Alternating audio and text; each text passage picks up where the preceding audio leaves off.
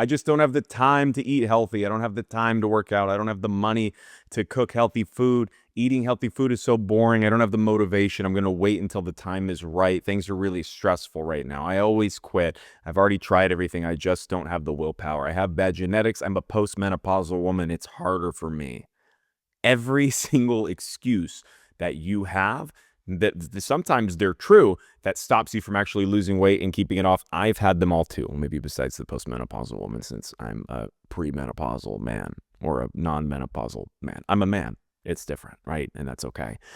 I've had all these excuses as well. What's in this episode for you is every excuse that you've ever had that stopped you from losing weight and actually keeping it off, and how to work through it so that you can actually build the mindset and the belief that you can lose weight and that you can put obesity behind you forever. If it's your first time here, hi, I'm Nick.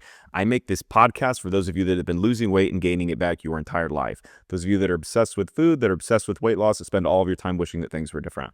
In 2019, I lost 110 pounds on something that I call the common sense diet after a lifetime of losing weight and gaining it back on every single diet that exists. This episode and this podcast is here to empower you into truly healing obesity and truly putting it behind you. So grab a pen and grab a paper and write down all of the excuses that you resonate with and exactly how to work through them.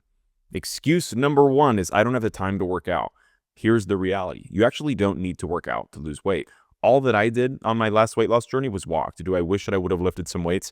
Yes. Did I do it? No. So I don't have the time to work out, then changes the way that we eat because we don't have the time to work out. So we're not committing to healthy eating.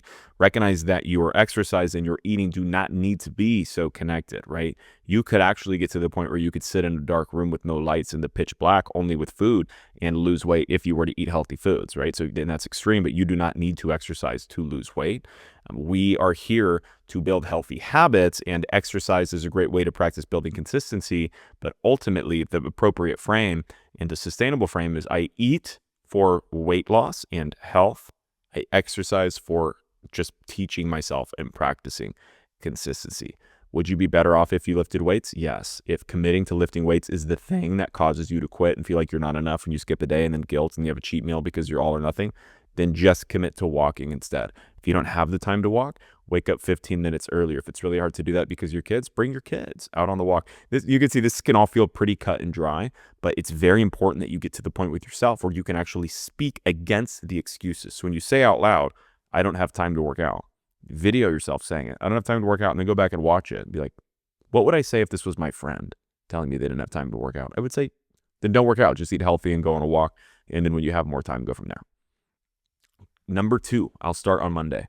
You probably will. It's probably the truth, right? Most of the times when I told myself I would restart on Monday, I actually did. The piece that I wouldn't then tack on after that, and then I will quit on Thursday, right? So to recognize your own patterns of restarting on Monday is for the first step, right? And then to meet yourself with the truth. There's nothing special about Monday, even though I might restart on Monday. I'm probably going to quit on Thursday the way that I did before. How much more beneficial would it be? Because, today is Friday or Saturday. If I just continued prioritizing my health right now, what would it be like if I was to practice going out and eating some bullshit food or some celebratory food or whatever we want to call it, junk food, right? And not feeling guilt and not feeling shame. If I was to take the action of someone that didn't feel guilt and shame, is it possible that I can just continue to prioritize my health the next meal without having to make up for it, without needing to restart on Monday? And if I was to do that for long enough, could I lose weight and put obesity behind me without telling myself that I was going to restart? Yes. Number three, now just isn't the right time. And it actually probably never will be the right time, right? So if a friend says to you, yeah, I want to lose weight, now it's just not the right time. Are you the kind of person that says back, yeah, that makes sense, there will be more time later? Or are you the kind of friend that says, when is there going to be more time? Well, I don't know, when work is less stressful. Yeah, but when work is less stressful and then you lose weight because you're less stressed, was it fair to say that work is going to be more stressful again at some point in the future, right? Well, yeah, probably. So are you just going to gain the weight back when work is more stressful? Well, I don't know. I don't know. Yeah. So anyway, Bob was tense. Boom. They fully changed the subject. That is somebody that's in their pattern. And the reality is that that's you, right? And that's me. And that's how we got so fat in the first place, was not actually sitting with the truth. Now's not the right time. There might be times when it's easier to lose weight because there's less going on. Like if you were just fully alone with no friends, no family in an isolatory chamber, it would be easier to focus on yourself, sure. But as soon as you come out of it, you're going to get exposed to all the things that you've been hiding from in that isolatory chamber. So anything that's going on in your life is actually just an opportunity for you to prove to yourself that you can prioritize your health through going through that thing, because you're going to need that reference point of being able to lose weight when you're stressed, because stress is inevitable and it will come again. Now is not just not the right time. It's now is actually the only time. That there literally is no future. Number 4 is I'm traveling, or there's always some party, some event, or some holiday. And thank God for that, because how boring would life be if we never traveled, never had a party, never had an event, and never had a holiday? Right? You can go out and eat mom's apple pie. The 9th rule of the common sense diet is eat mom's apple pie when she makes it. What that means is if you go home for the holiday and your mom makes apple pie and you say, oh, sorry, mom, can't eat that, I'm on a diet, you're going to get smacked in the face, right? You need to be to the point, and you can be to the point. There is a world where you can say, wow, thanks for the apple pie, mom. I love this. It reminds me of blank time when we were a kid. The smell in the kitchen is amazing. This food is connection. This food is culture. And this food is your love to me. So thank you so much. You eat it. And now your mom's, oh, honey, let me get you a second piece. Hey, mom, I'm okay. I love you. And I would love to just eat all of these, but I'm really practicing just eating more reasonable portions so that I can feel better. But I'm so appreciative. And thank you. That was the best piece of pie I've ever had. Okay, honey. Oh, hey, take these 3 pies home. Mom, I love you so much. And I'm so lucky to have a mom that would give me all of these pies. But I'm really practicing having some control over my environment. And just honestly, when I have food like that in the house that is so amazing for my taste buds and my soul, but not good for my health because I sometimes struggle with control around them. When I have them in my house, it gets really difficult for me because I kind of obsess over them, and then I'll have bites again and again until they're gone, and I'll eat too much and I'll feel guilt, and then I'll just throw it away. And then it'll be in the trash, and I'll be like, oh, it's in the trash. I don't know, like, should I got to take the trash out or like dump cleaning supplies on it, right? And there's like this whole thing that I've never talked to you about, and I know because I hide it, but it's like I just no, thank you. And I love you. Like, what if that could be your reality? And it could be literally right now, like literally the next time that you're traveling, the next time that you're at a party, the next time that you're at an event, or you just say, no, thank you. That was amazing though. Like that's actually what healthy people do. And you can be a healthy person right now, and your body will catch up over time. And the next time that you travel or have a party, you can build a reference point of existing in that reality as a healthy person. So set an intention, right? I'm going to this event where there's this food. Well, before you walk in, you pull out your phone, you take a 15-second video. I'm going in here. My intention is blank. I'm going to just white knuckle it and brute force not have more than 1 cookie. When I eat one, when I want the second one, I'm going to sit with the discomfort of wanting a second one. After the event, come back, watch the video. Did you succeed or not? Either way, you're going to film the video saying, here was my intention, and here's what I did, and here's how I feel. And what you'll recognize is you'll never wish that you had a second cookie. When you do that and prove to yourself that you do have the strength, even just 2 or 3 times, you can do it 2 or 3 times this week, right? You will find that the food does not have the same pull on you, and that you don't have confidence in all environments. You need confidence in all environments. You need travel. You need parties. You need events. You need to holidays. You need to expose yourself to the things that previously felt like cheat meals, so that you can prove to yourself that you do have more control than what you previously thought. And that's going to come from practice, not from hiding. Healthy food is too expensive. Sometimes. I mean, it's more expensive than McDonald's, Is the dollar menu still a thing? I went to McDonald's for the first time like 2 months ago in maybe like 3 years or more. And I feel like it was the, what do they call it? Like the value menu now. And everything was like $2, $3, $4. I mean, what happened to the dollar menu? When I was a kid, it used to be $1 for a double cheeseburger, $1 for any size fry, and $1 for any size drinks. You get a double cheeseburger, large fry, and a large Coke for $3. Those of you that are older than me probably were getting all that for 99 cents, right? But healthy food is too expensive. I mean, you don't need to be eating gourmet meals, but what is the cost of not eating healthy food is the real question. Well, it's you feeling like shit, you drowning in food noise and cravings, you having crazy health things and your medical insurance and this, just all the thought that goes into that. Like, what are you actually expensive, meaning financially? What are you paying financially to be fat? But also, what sorts of financial opportunities are you missing out on because of your own obesity? If you had the energy and felt better, if your energy was 10 times, the bags under your eyes were gone, you were fully present all the time, or more present. No one's fully present all the time unless you're Buddha, right?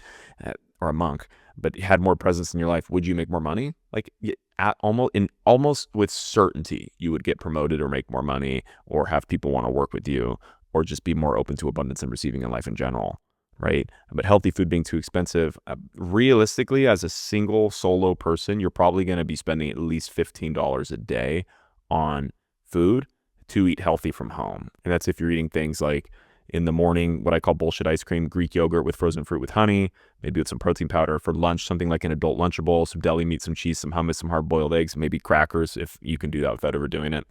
For dinner, something like a beef stir fry with, rice, beef, onions, ghee, or maybe oil, if you're okay with oil, and a little bit of cheese. That sort of day of eating is about $15 for a solo person. If you've got a family, you can bulk create all of those things and do it for not as expensive. You don't need to eat organic. You don't need to eat, pasture raised. It's like all of these things that are helping you, quote unquote, optimize your hormones from 98% to 100%. Going from good to great doesn't make sense when you're right now horribly binging and doing drastic undereating followed by days of completely overeating. So when you hear yourself say healthy food is too expensive, then respond with, yeah, but what's the cost of being fat financially? And what's the cost of being fat emotionally? Am I willing to pay that price? And realistically, right now, I'm getting Uber Eats delivered, once every Saturday or more than that. And it's like $65. And sometimes I get $21 milkshakes delivered, just because I want them. And that's expensive too. Pausing this episode for one moment to give you, the listener, an update on my mom's weight loss journey. She just hit week 15. She's down 14 pounds. And in the last 3 weeks, have not seen any progress on the scale. It's been a slight gain, followed by a slight loss, followed by about staying the same for the last 3 weeks. She's been on a medication called prednisone, and prednisone, and a lot of people, causes weight gain, and other people just makes it very hard to lose weight. So that makes sense, right? And the part that we're here to work on is that belief has actually become a little bit of an excuse that has changed my mom's behavior off of the scale, meaning that she's been eating a little bit worse. She's been eating things that are not making her feel good after she eats them. But more than that, she's also been inconsistent with her walking. So her habits have changed a little bit because of this belief that she has that is pretty valid, that it's hard to lose weight or even impossible to lose weight on prednisone. So what we're working on right now is living a lifestyle of someone that is not actually on prednisone. And this is very similar to this whole show, right? Which is, what is your excuse? Even if the excuse is real, is believing in that excuse changing your behavior? My mom's situation, it is. So we're getting very clear on the things that are happening off of the scale this week so that my mom can continue making off-scale progress to see on-scale success over time. Go ahead and root for my mom in the comments if you're watching this on YouTube, and we will have her back on the show to speak with you all and to share all of the amazing things that are happening in her life, like no cravings, no urge to snack, no candy anymore, and also is still eating much, much, much healthier foods than she was. The biggest one for her is no more medical anxiety, which is huge because the whole reason that we embarked on this journey in the first place was her being in the hospital feeling like she was dying every 2 to 3 weeks, to the point where the doctors in the ER knew her by her first name when she walked in. Hasn't had any doctor trips, hasn't had any ER trips, because she's feeling much more in control in her life. And we are taking this opportunity for her to prove to herself that even when she's on a medication that might cause her to bloat or not lose weight at the same rate or even gain a little bit of weight, she can still live a healthy lifestyle. So prednisone for her right now is an opportunity for us to practice living healthy lifestyle versus focusing on just losing weight. Let's go ahead and get back to the show. Next one is, I don't know how to cook. I don't like to cook. This is really real for me. I still to this day really don't like cooking. If you don't like cooking, you can make it an event. So for me, I listen to podcasts, or I listen to audiobooks while I'm cooking, or I have music on and I dance in the kitchen while I'm cooking. People think it's weird. I'm weird. And I like to be weird and healthy and actually find some enjoyment than just be all boring and trying to will my way to do the things that I don't want to do. So how can you make cooking less boring? You can involve the other people in your household. You could turn some music on. You could turn on some Fleetwood Mac, or anything that just makes you smile, right? What if it didn't have to be so hard? You could literally say out loud, it doesn't have to be so hard. Or you can say out loud, I'm going to let this be easy, or I'm going to let this be easier, and then smile and look at how much easier it is for you to do literally anything just by saying that one thing.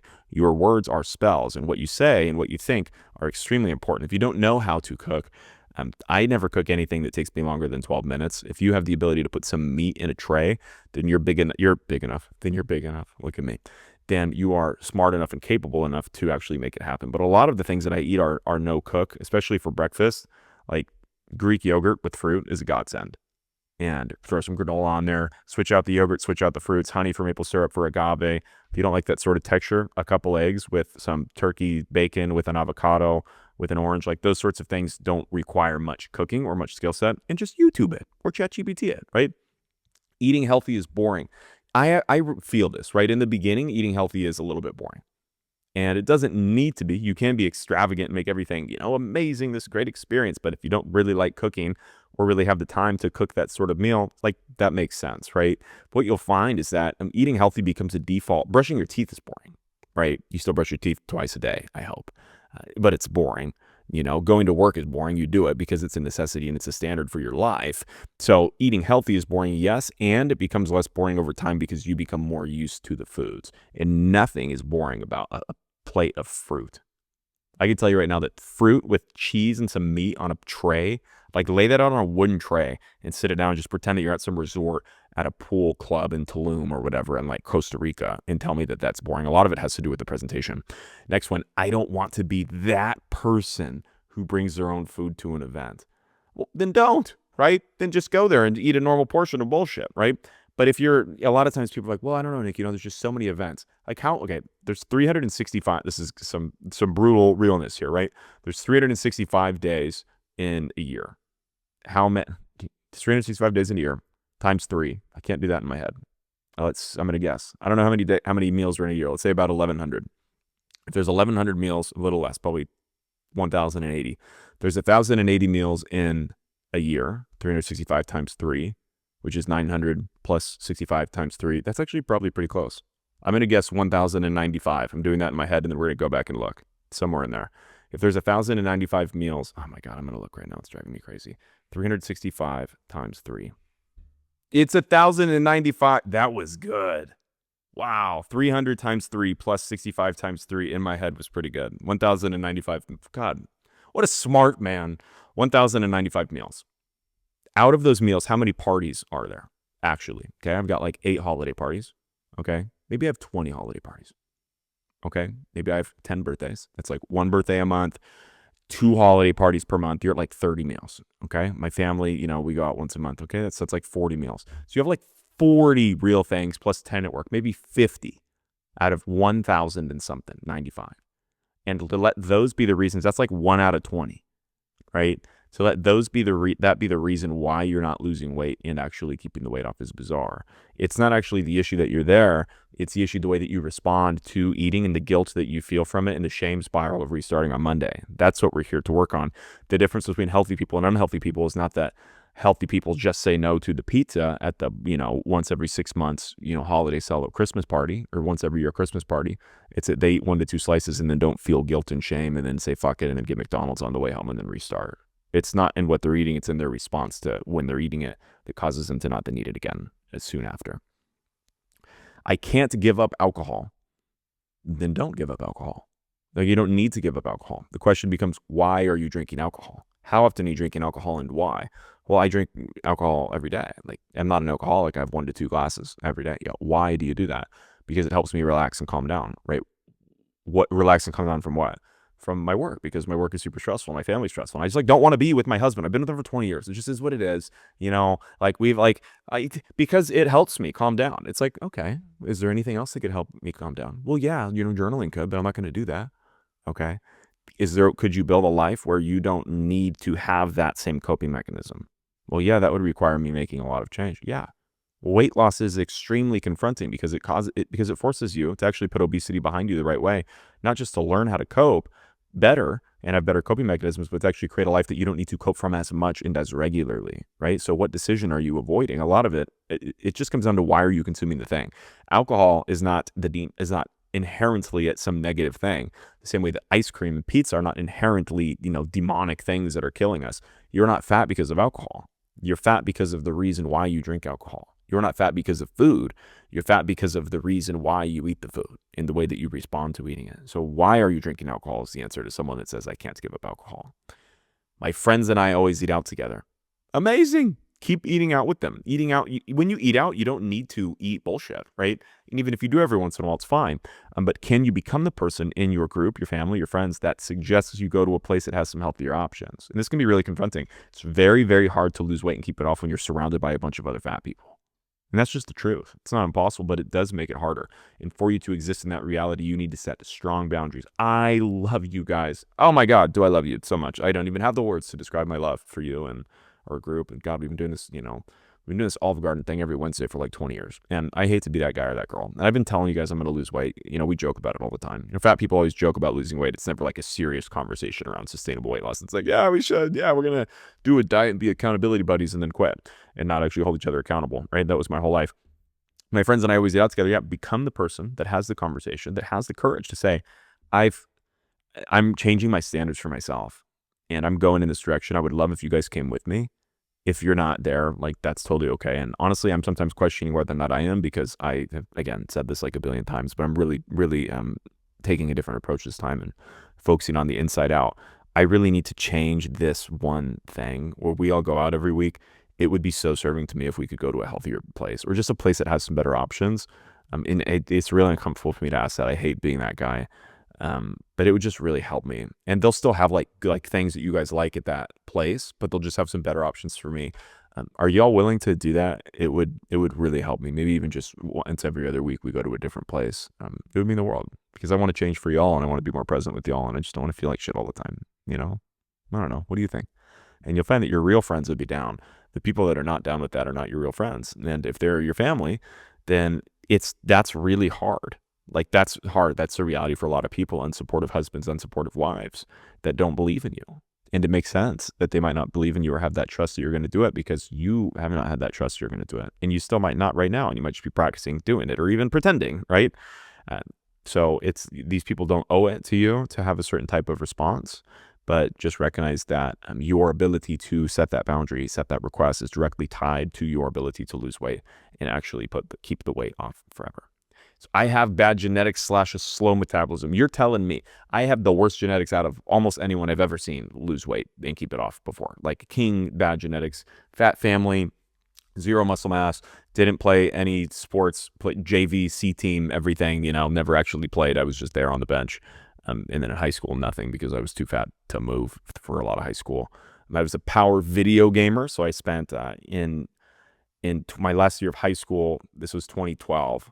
Right. I had spent 2041, I think it was hours. It was 1 hour, 2081. It was 1 hour more than a full-time job playing games on my computer as an 18-year-old. It was a long time ago.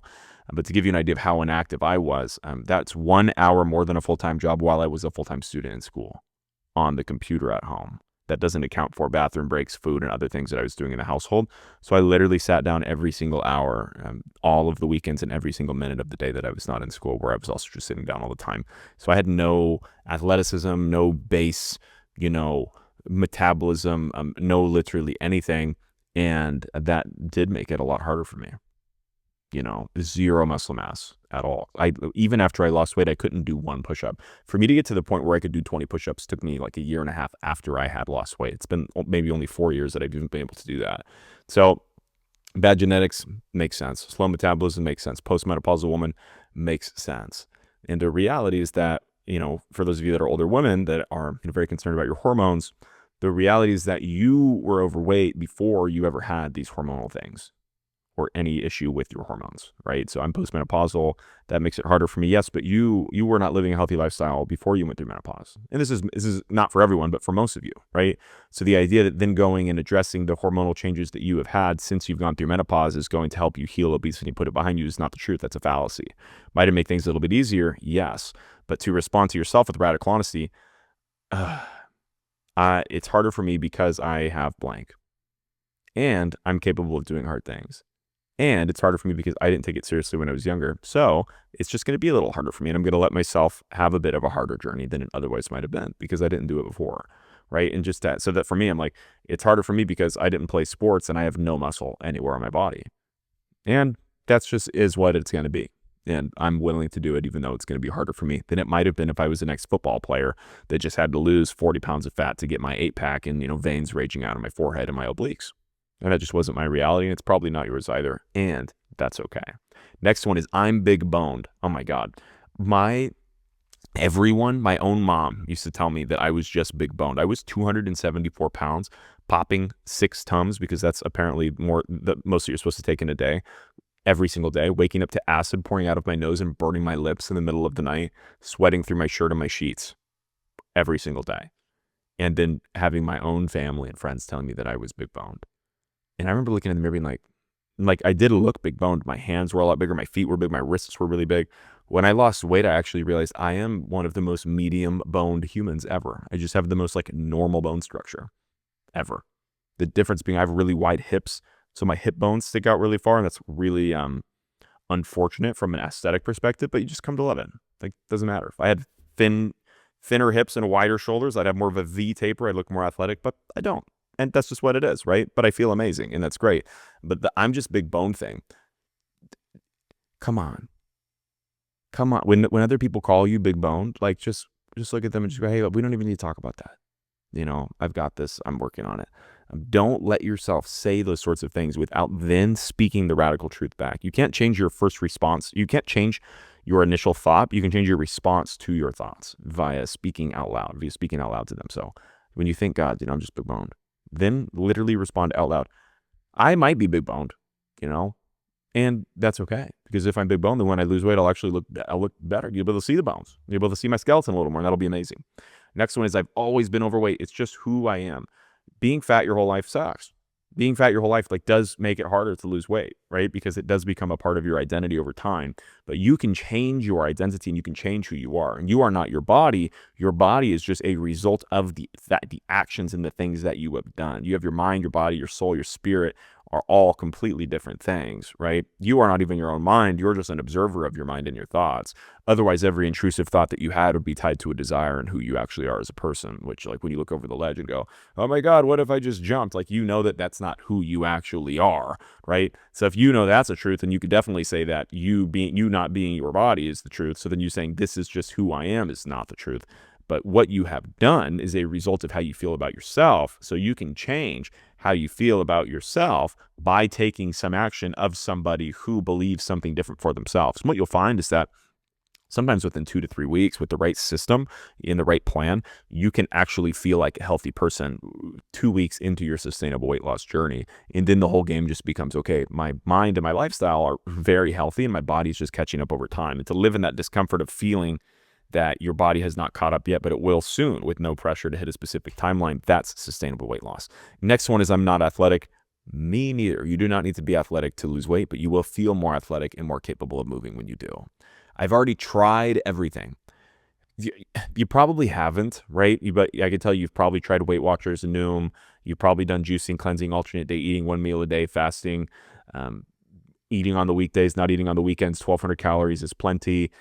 All of the things that everybody else has tried with traditional diet culture. What you're missing is that sustainable weight loss is less about what you eat, more about why you're eating it. What you're missing is that sustainable weight loss is more about identity and belief and embodiment than it is counting your calories. Sustainable weight loss is an inside-out game. It is a conscious and a spiritual journey of coming to know the healthy person that you came to this planet to be. And it's actually the exact reason that you came here. Your soul literally came to planet Earth. You chose to come here to become the person that is able to work through this issue. Because by doing that, you're going to learn so much shit in this life that in the next life, should we be fortunate enough to have another one coming up on this planet, we're not going to be stuck in the cycle of having the same issues and the same patterns again and again and again that just show up in different forms of addiction or different forms of self-hatred or self-sabotage. So you have not tried everything, otherwise you wouldn't be fat. Have you actually truly addressed self-sabotage? Have you ever actually truly sat and got clear on the first time that you ever used food for more than what it was intended to be used for and why, and practice giving yourself? You've probably signed up for everything, but have you ever actually tried everything? Probably not. And that's okay, because I hadn't either. Otherwise, I did eventually in the end, which is how I was able to put it behind me. You can do that too. Food is the best part of my day. That could be, so what you'll find is that a lot of these are true, right? So we're saying excuses, but a lot, excuses, sometimes people are like, that's an excuse, that's not the truth. A lot of these are actually true. They're just not empowering, right? So food is the best part of my day. That makes sense. Why is food the best part of my day? Well, because the rest of my day sucks. So why does the rest of your day suck? Well, because I don't like it. Yeah, what don't you like about it? Why don't you like it? Can you change it? Yeah, but that would be hard. Yes. And this is why very few people, percentage-wise, actually put obesity behind them, because they're not willing to first even get clarity on what those things are. But the second thing is take the courageous action to actually change it. You can do that. Like you are actually fully in the driver's seat, right? So food is the best part of my day because I hate my job. Okay. Well, I always come back to this example. It's like, can you get a different job? Yes, but that would be tough. Okay. But what's tougher? Like really, left hand, hold it up, shake it in the air. I hate my job. This is tough. Right hand, I hate my wife and my body and all this is tough. Like, which one's really tougher for you? And what's the worst case scenario? Is that you apply to some job and they say no? Like if you hate your job, every single minute that you are not spending at work or with your family, even cutting down on family time. Hey, y'all, I'm trying to find a different job so that I can feel better and show it better for y'all. Can you get to the point where if a movie crew just started following you around right now and you're all fucked up, I hate my job and, my kids don't even respect me anymore. And I, haven't had sex in 7 years with my wife or husband or whatever. And, things I'm stressed and depressed and the doctors got me on, Ozempic, and then I quit because it just sucked, the side effects. And I'm like, should I get on testosterone? And I have this Viagra, prescription, but we don't even have sex anyway. So honestly, I just take it because it makes me feel better about myself to even see that the thing still works. And the women won't relate to that. Most of y'all are women, the men will. But you see where I'm coming from. You have your own version of that, right? I'm stressed and I'm depressed, and food's the best part of my day because it helps me dissociate. And it's like my reward for sometimes I feel like I work so hard at this thing that I, don't even really like, but it just makes you feel good that I'm even working hard. So I want to reward myself for the hard work. It's like, okay, if a documentary crew just started following you around, in 100 years, they were going to air your documentary to your great-great-great-grandkids. Right now is day one of the movie. How are you going to act? You're going to be spending every single minute changing your situation. Can you bring that level of intensity and courage and seriousness to your life in 1 week? For 1 week. All you need is 1 week to really change every single thing about your life. And if you could do that, would food still be the best part of your day? Absolutely not. I'm too stressed to focus on this right now. You're probably pretty stressed, right? So let's find the truth. That makes sense. I'm too stressed to focus on this right now. Yeah, that makes sense. Yeah. If you were to work on this through the stress, it's like what I said earlier, right now, and prove to yourself that you could, would you have more confidence and more courage the next time that you were stressed to continue prioritizing your health? Yes. You need to be able to do it when you're stressed. Next one is, I'll do it when I feel more motivated. Everyone can lose weight when they're motivated. Like everyone and their mom. My mom, everyone and their mom, and my mom who you've seen on the show, can lose weight when they're motivated and does lose weight when they're motivated, right?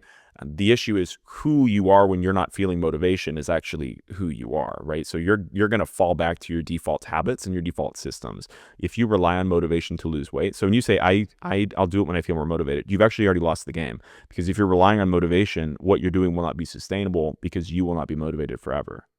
I'm motivated like 30 to 40% of the time. Like, how often are you motivated to brush your teeth? Almost never. Can you get to the point where healthy eating and healthy living just becomes a default habit and a default state? Yes, you can, but you need the right system. When people say things like, it's about small changes over time, and it's about lifestyle changes over dieting, but nobody actually tells you how to do it. That's what we're doing right now, is walking you through how to actually do the thing that other people tell you to do, but don't actually tell you how. Right? When you have the frame of, I'll wait till I'm more motivated, you've already lost. So speak out loud against yourself.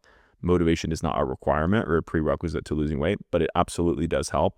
And I need to be able to do it even when I'm not motivated. And I will receive motivation from taking the action. I'm not motivated to go on a walk, but when I go on a walk, I feel motivated once I'm outside and when I get home. I'm not motivated to eat healthy, but after I eat a healthy meal, I feel more motivated right afterwards. And that's amazing. So maybe motivation just comes from actually doing the thing. And that's a great way of looking at it too. Next one is the last one is, I've accepted this for myself. I've accepted that I am this way. That means that your standards for yourself are not one of a healthy person. And that makes sense, right? That was my whole life too. I've accepted myself this way. How did you get to the point where you accepted this for yourself? Is it possible that you could change your standard to accept a different standard of living for yourself? And the answer is absolutely yes. And the way that you can look at that is like, okay, I've accepted this for myself because I've taken this action to become this person, to build this belief. Okay, my desire is to build a belief of worthiness of being a healthy person that actually can lose it and that actually can put it behind me. So to do that, I need to change my standards for my life. And the way that I'm going to change my standards for my life is to set goals first on the scale and then second off the scale. So my on scale goal is blank pounds, give or take. Who cares, right? Doesn't need to be exactly your goal weight. The way that I'm going to achieve that is by blank. And this feels sustainable because blank. The reason why this is important to me is because blank. This is my new standard for living. If I do not make these changes, blank will happen to me in 5 years. Blank will happen to me in 20 years. Blank will happen to me after that, should I be here. But it's very hard for me to visualize that. And I'm feeling comfortable with the future. And I deserve to feel more connected to the future and at least have the possibility and feel the possibility of really being here for myself and my family and the world. And when you learn how to just speak to yourself like that, it can feel as if I'm saying a lot of the same things to you, but in different ways. And the reason why is because you have to learn how to speak to yourself, right? So a lot of y'all were, I don't know, 90 or so episodes into this podcast. It's like we listening to me or other people or whoever else online talk about these things again and again and again. And it's not just that we're not implementing them, it's that we're not actually speaking them. Like literally say these things out loud. Pause this if you're in the car and say out loud to yourself, I'm changing these standards for myself. I've accepted this for myself. I no longer am. I'm choosing blank. Self-love. I'm choosing to connect with my healthiest self and to try my very best this time. A lot of the times, even just saying that out loud can really change your frame forever. And once you learn how to have conversations with different parts of yourself and embody different parts of yourself, it could feel a little bit multi-personality, ish a little bit. And that's totally fine.